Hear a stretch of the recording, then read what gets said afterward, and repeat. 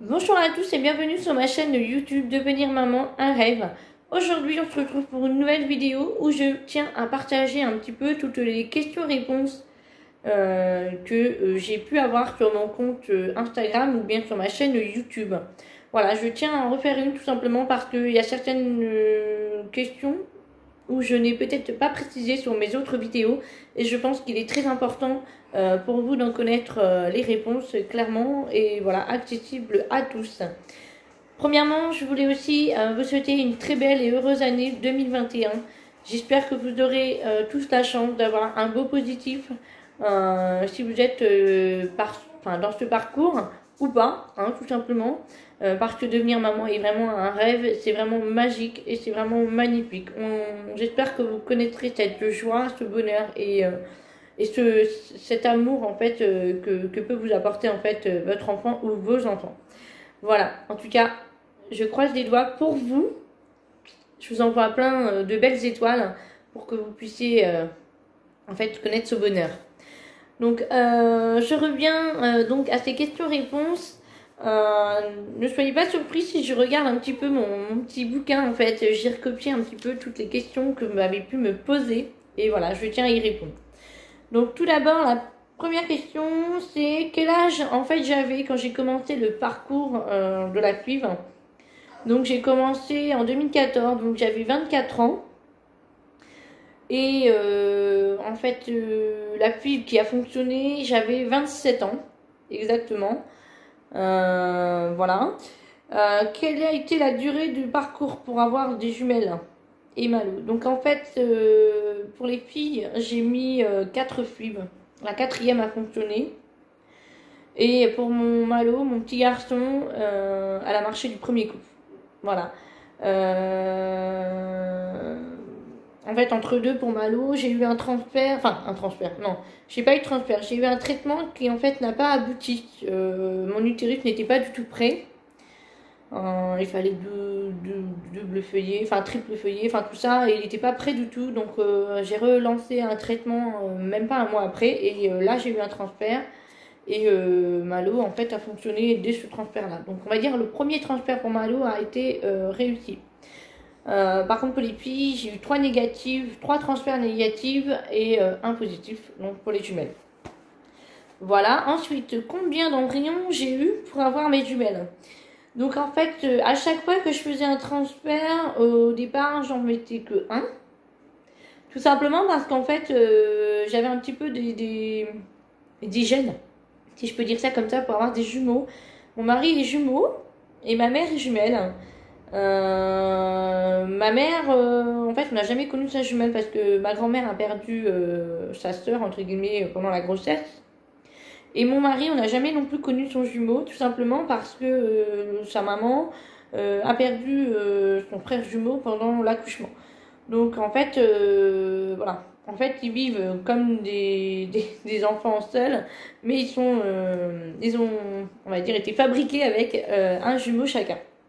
Voilà. Donc j'ai eu un transfert de 2 embryons en fait pour mes jumelles. À la fin en fait, tout simplement ils ont osé me faire un transfert de 2 embryons et celle-ci a marché. Alors pourquoi? Je ne saurais pas trop vous dire. Je ne suis pas médecin, j'ai pas vraiment eu d'explication. Mais par contre, ce que je peux vous dire, c'est que mes jumelles sont nées de ces 2 embryons. C'est-à-dire que c'est pas un embryon qui s'est développé. C'est les 2 embryons qui ont fonctionné. Elles sont nées de 2 poches bien différentes. Et d'ailleurs, vous pouvez regarder sur mon compte Instagram, elles ne se ressemblent pas du tout. Donc on dit jumelles parce qu'elles sont nées de la même grossesse. Mais elles ne se ressemblent pas du tout. Et ce n'est pas un embryon qui s'est divisé en fait en 2.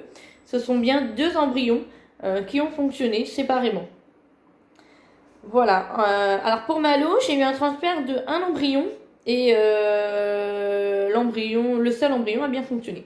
Donc est-ce que j'ai plus de difficultés de tenir 1 embryon ou 2 embryons? Pour moi, la réponse est un peu difficile à répondre parce que en fait, j'ai eu un transfert d'1 embryon pour Malo qui a bien fonctionné et j'ai eu un transfert de 2 embryons pour mes jumelles qui ont très bien fonctionné aussi. Alors ensuite, est-ce que j'ai accepté de congeler mes embryons? Alors, oui, tout à fait.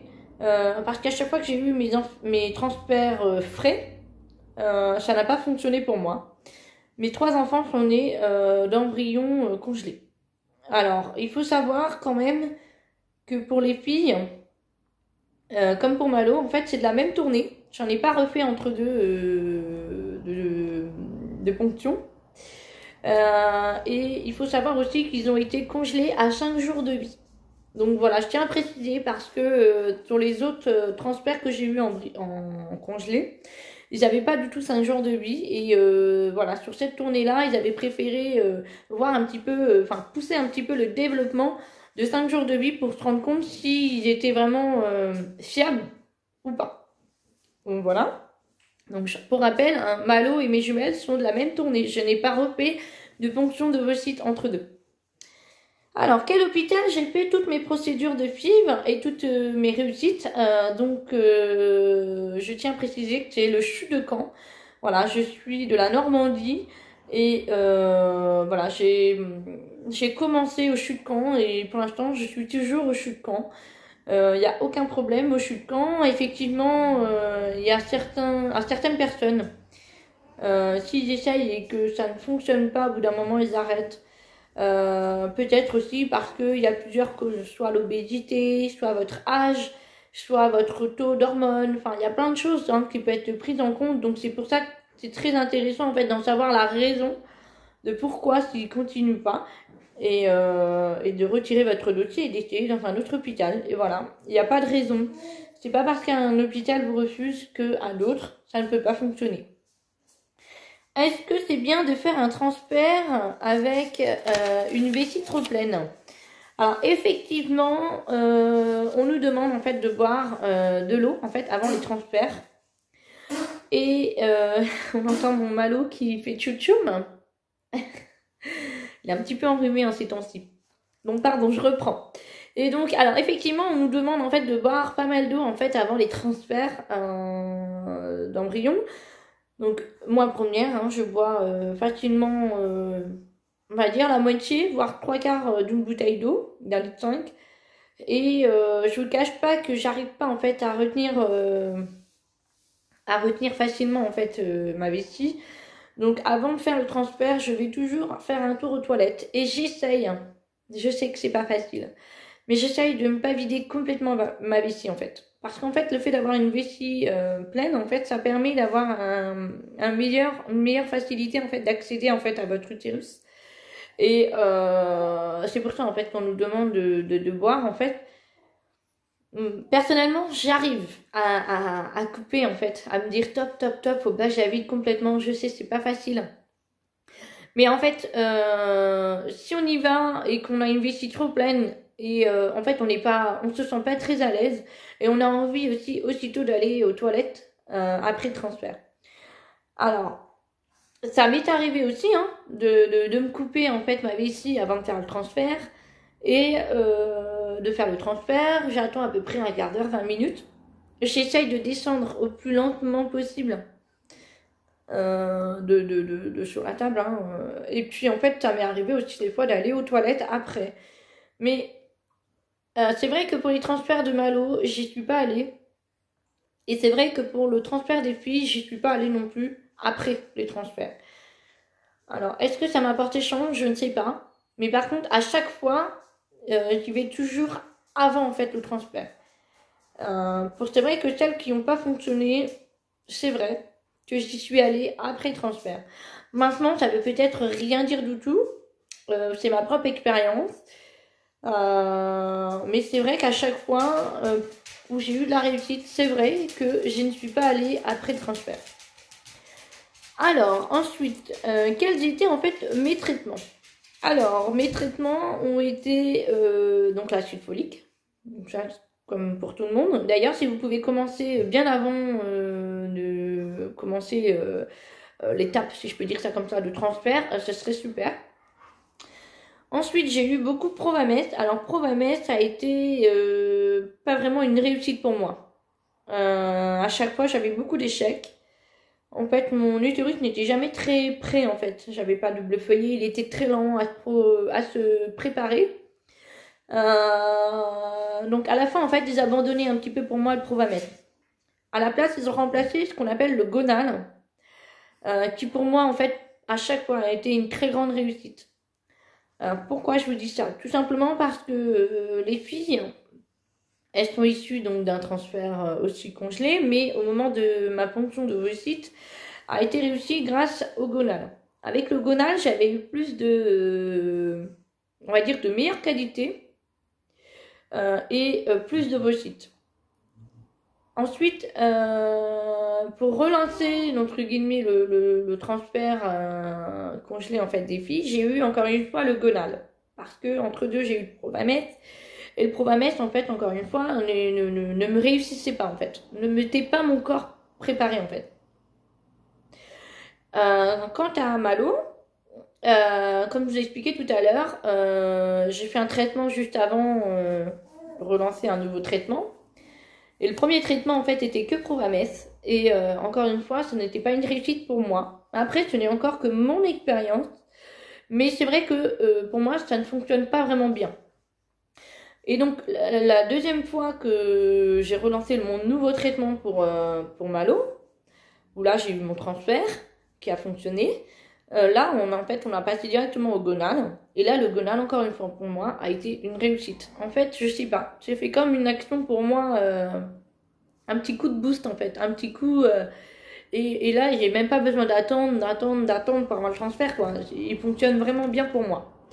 Donc voilà, en fait, vraiment mes trois principaux traitements que j'ai pu avoir. Parce qu'en fait, normalement, j'aurais dû avoir de l'eau vitrelle, un truc comme ça. Et en fait, j'ai jamais eu besoin, tout simplement parce que grâce au Gonal, en fait, j'ai ovulé naturellement et j'ai pas eu de problème, en fait. Donc, j'ai pas eu besoin d'avoir encore en plus des traitements supplémentaires. Tout s'est fait, en fait, naturellement par la suite grâce au Gonal. Voilà. En tout cas, j'espère que cette nouvelle vidéo vous a plu et vous a un petit peu éclairci dans vos questions. En tout cas, n'hésitez pas à me poser des questions en commentaire, que ce soit sur mon compte Instagram ou bien sur ma chaîne YouTube. Je suis très active sur ma chaîne YouTube. D'ailleurs, je tiens à préciser que je vais redevenir un petit peu active en fait sur mon compte Instagram. C'est vrai que je l'avais un petit peu laissé de côté. Tout simplement parce que c'est vrai que pendant ma grossesse, je n'ai pas vraiment pu en fait prendre pas mal de photos. J'ai pas pu en fait partager mon quotidien, si je peux dire ça comme ça facilement, parce que j'étais alitée, voilà, pas mal de choses. J'ai eu une grossesse pourtant pas malade du tout pour Malo, mais c'est vrai que voilà, il y a eu le confinement, il y a eu pas mal de choses. Et c'est vrai que j'avais pas forcément envie en fait à ce moment-là de partager en fait. J'avais envie plus de profiter de ces moments-là avec mes enfants et de profiter de ma grossesse quoi. Vraiment au calme. Et voilà, aujourd'hui, ça y est, tout est revenu, on va dire, à la normale. Les jumelles sont à l'école, mon petit Malo est à la maison et il va très bien, il te porte très très bien. Donc voilà, je pense de repartir en fait, enfin, dans l'optique de repartager au maximum un petit peu sur mon compte Instagram en plus de ma chaîne YouTube. Alors ça sera pas forcément tous les jours. Voilà, parce que j'ai vraiment envie que ça soit instantané en fait, que ce soit du plaisir en fait de partager mon quotidien avec mes enfants. Voilà, en tout cas j'espère que cette nouvelle vidéo vous aura apporté que du plus et je vous souhaite à tous plein de plus positif et encore une fois plein de bonheur à vous. Pareil.